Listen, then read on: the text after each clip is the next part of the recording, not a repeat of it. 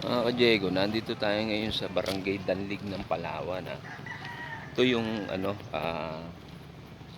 napakagandang lugar pero hindi pa natutuklasan ng mga turista. Pero napakaganda. Simpleng-simpleng baryo mga ka-Diego. Danlig to, Danlig, Palawan.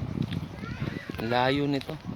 Bali from Puerto, tinravel namin through pickup na almost 6 hours.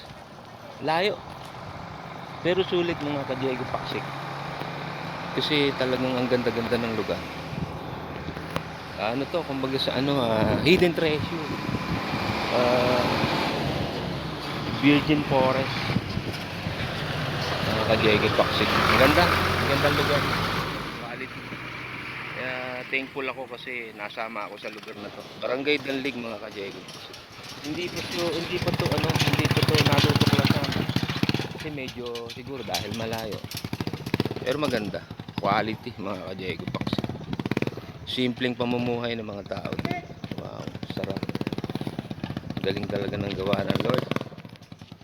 Ganda, oh. Ganda.